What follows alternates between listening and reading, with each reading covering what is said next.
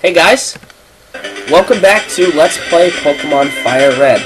In the last episode, we took down Brock, we explored Route 3, and we left off with healing our Pokemon at the Pokemon Center.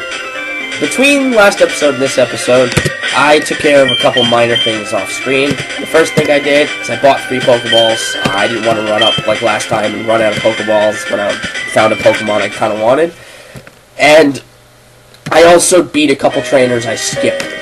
So our first cave area of the game, Mount Moon. Now, Mount Moon is not difficult by any means, but you're going to want to explore the whole thing. There's some good items, like TM9, which is Bullet Seed. That's a pretty good TM. If you started with Bulbasaur, it's a pretty good attacking grass move. You'll definitely want to consider using Bullet Seed on Bulbasaur, depending on what level you are and what you're planning to do. But I would recommend fighting all the trainers, getting all the items, because this really is not a big cave area. It's not that hard to find everything, and now that they say that, I can almost guarantee you I'm going to be stupid and miss something. But so I was just taking a drink of water there. I don't know if you can hear it, but I kind of got a little bit of a bug or something. Anyways, bug catchers, annoying, tedious, but free experience. Both my Pokemon can take them out in one hit. And that's something I actually wanted to talk about. I am not playing this game how it's meant to be played. I know that people are going to be like, there's not really one way to play a Pokemon game, and that's true, but you're not really supposed to only have 2 Pokemon that you're using at this point in the game. You can just kind of tell by the way that the game and the dungeons and everything else are structured. I really should have 3 or 4 Pokemon at this point, but as I've ranted about before, so I'm not going to rehash, but I don't want to waste experience on guys I'm not going to use. But, however, the negative to that is, because I'm both trying to only use 2 Pokemon, and I'm trying to sort of save money for that thing I keep hinting at later, I kind of run into some difficulties, especially in an area of the game where all of the Pokemon resist my best attacks. However, that's going to make me look bad, and it's going to make this game look a lot harder than it actually is. So, if you see me on the struggle bus, I wouldn't worry too much, because you're probably playing it far better than I am, and of course I'm paralyzed. And good thing the AI is dumb. So, paralysis heal that I just... Paralysis, my god, I can't even pronounce simple words. My English teacher would kill me. That paralysis heal we just picked up is going to be useful, because now I'm going to use it. I didn't get to have it for very long, but hey, that's what they're there for, right? So, Hermes is now cured of paralysis. I don't know if I explained paralysis. If I did, I apologize, but I'll be explaining it again. Paralysis slows you down to 1/4 of your normal speed, as well as giving it a 25% chance that you will not be able to move at all during your turn, which you saw when I was not able to move during my attacking turn in that last battle. But this girl, she's got a level 14 Clefairy.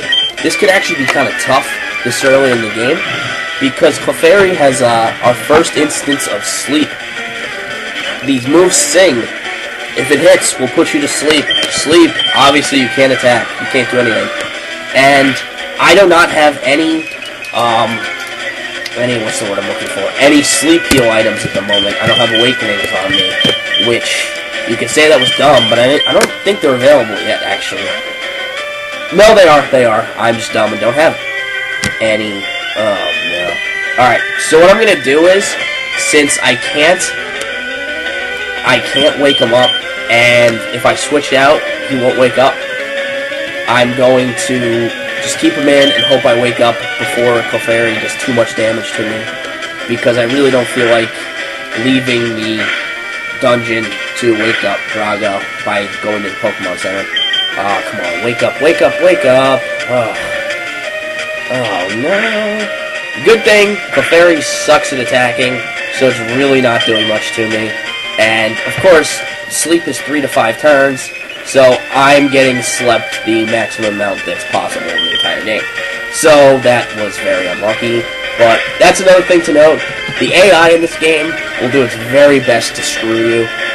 Your sleeps will last 3 turns, maybe even less. Theirs will go the maximum 5.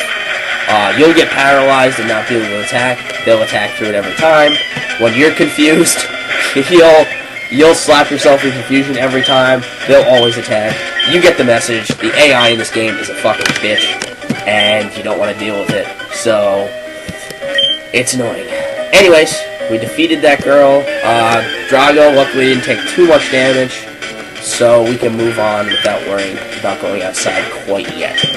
However, there are some tougher battles later in the dungeon, so I could be regretting that decision. We'll see. Farming Zubats, always fun. They die very easily, which is nice. We're going to drop down here quick. There's an item in here I want to pick up, as well as, if I remember correctly, oh, this takes us down twice, okay. Alright, I remember where I'm going now. Alright, sorry about that. As I don't think I've said this, but I don't have a practice file for this game, because Pokemon games are kind of annoying in that you can only have one save file on a cartridge at a time, so you can't really have a practice file. I could play through and then make sure not to save and then record after quitting out and then going back to my last save point, but I don't feel like playing everything twice throughout the game. Pokemon's a really long game, and it would take me a really long time to play the entire game with a practice file. So I'm just going to play through the game as much as I remember. So I'm sure I'm going to miss stuff, even though I said just now that it was pretty easy to pick up all the items in this dungeon. I'm sure I'm going to miss something because I said that. However, Sandshrew is curling up its defense, and this is really going to be a pain in the butt because Hermes attacks with an attack stat. And as you can see, our attacks are not doing anything, so I'm going to have to switch out here. However, I now have reached a sort of difficult place because I can attack with a non-very effective attack will actually do more damage than anything that's my regular attacks. And Sandshrew goes down. Good to see. So, Hermes and Drago are both going to reach level 17, which is good. And now, I don't think I pointed this out, which is really dumb, but we're fighting our first Team Rocket grunt. Team Rocket, for those of you who don't know, is the main bad guys in the story. We're going to be seeing a lot of Team Rocket. We're going to see a lot of these Team Rocket grunts. And the Team Rocket grunts, they have a lot of Rattatatas. They have a lot of Zubats.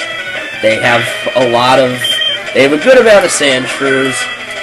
They have a bunch of poison types. So, you're going to get used to, really get used to fighting those Pokemon.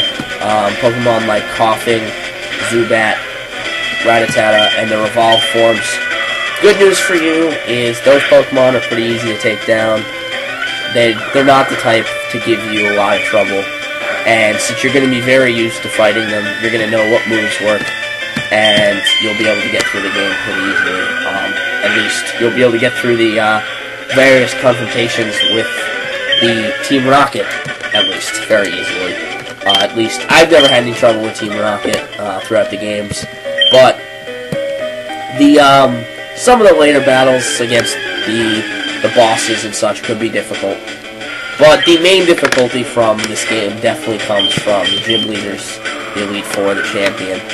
Those are definitely your hardest battles, which is to be expected because those are the battles that they sort of give the fanfare to. But another item here, this is a star piece. Star pieces are worth a lot of money if you sell them.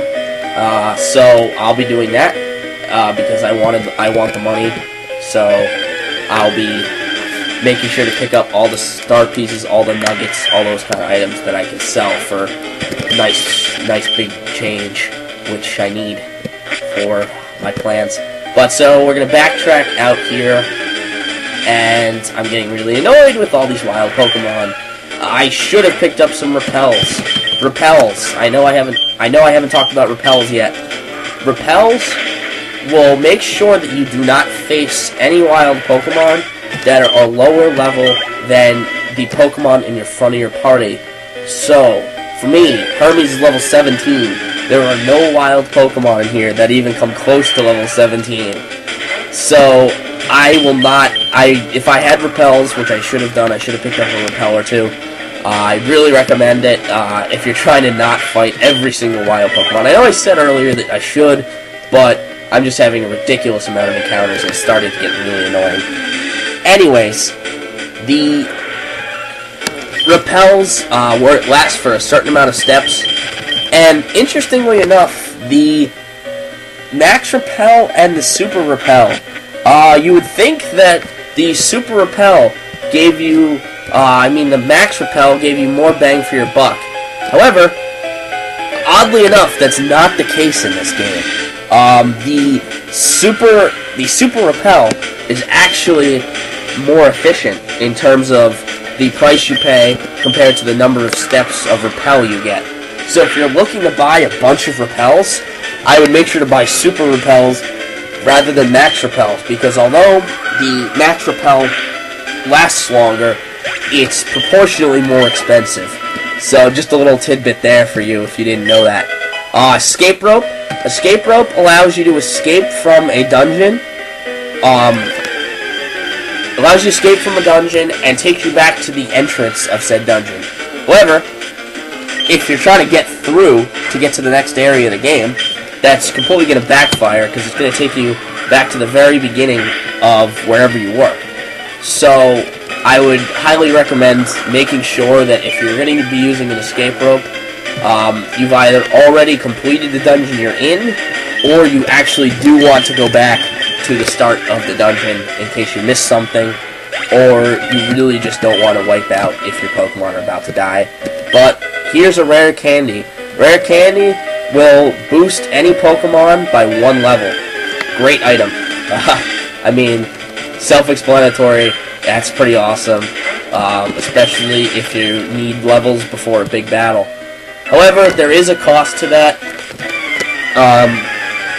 As I explained before, with EVs and IVs, using rare candies, you won't get the boosts for EVs and IVs that you would get from training, because you're not battling Pokemon to get those things. So if you use a bunch of rare candies, your Pokemon would be slightly weaker than if you trained it fully yourself by actually battling with it. However, using 1 or 2 rare candies throughout the course of the game on a Pokemon is not going to make it any weaker or any stronger than training it conventionally. It's only when it adds up if you're using 10 or 20 on the same Pokemon to like boost it right away if you picked up a Pokemon very late in the game. So I wouldn't recommend doing that, because the whole point of boosting that Pokemon is to make it strong enough to use, and if it's weaker because you used all the rare candies, it's not going to be as effective. So I would just be careful about doing that. So Hermes has reached level 18, which means Hermes is about to evolve right here. Yep, our little Pidgey is evolving. Our little baby bird is going to be turning into a big, manly, tough-looking bird. Pidgey evolves into Pidgeotto. It's going to be faster, it's going to be stronger, it's going to be all-around better. About evolving Pokemon, if you want, you can cancel the evolution of a Pokemon when it's starting that evolution phase by pressing B. There is a positive to that. Ooh, a potion, that's exactly what I need. There is a positive to canceling an evolution. Some Pokemon will only learn moves in an earlier evolutionary stage, and most Pokemon will learn their strongest moves earlier, at a lower level, if you keep them at their beginning evolution stage. However, I've never really done that, because if you're using a Pokemon throughout the playthrough, you need it to evolve when it's supposed to evolve in order to make it strong enough to be effective for the stage of the game you're in, because the base stats of a Pokemon they change incredibly throughout its lifetime. Like, a Charmander has probably half the base stats a Charizard has, so a level 50 Charmander is useless at that stage in the game against other level 50s, compared to a level 50 Charizard, which can do which is very useful. So it is a trade-off. To me, it's not worth it. The only time it is worth it to consider that is when you're raising Pokemon for competitive battling. You've already beaten the game, and you're just grinding it up to certain levels to learn certain moves. And at that point, you can definitely consider it. But anyways, we've defeated the trainers on the first floor, so we're going to advance here. We're getting a little bit up in time, so unfortunately I am definitely going to have to cut Mount Moon into 2 parts. I was going to see if I could get it... Oh, come on. I was going to see if I could get it all in 1 part, but that's looking like it's not the case. So, probably, I'm going to look to cut it off in a couple minutes here, and then I'm going to get right to filming the second part, so I'll make sure I have all of Mount Moon filmed before I stop, so I don't cut you guys off and sort of vanish before giving you the maximum taste of this dungeon, because I know I apologized for my lengthy absence and not giving you any content for God knows how long, 2 weeks, close to 2 weeks, maybe even 2 weeks or 3 weeks, I don't even know, but, so, I will promise that will never happen again, and if it does, I will definitely make sure to post something, or say something in the last video, to let you know what's going on in my life, because I don't want you to just think I vanished and gave up on you guys. But, anyways, I'm going to just advance a little bit. I'm going to save right here, and I'm going to cut the video off here, and I'm going to continue Mount Moon in the next episode, which I guess I'll put it up tomorrow.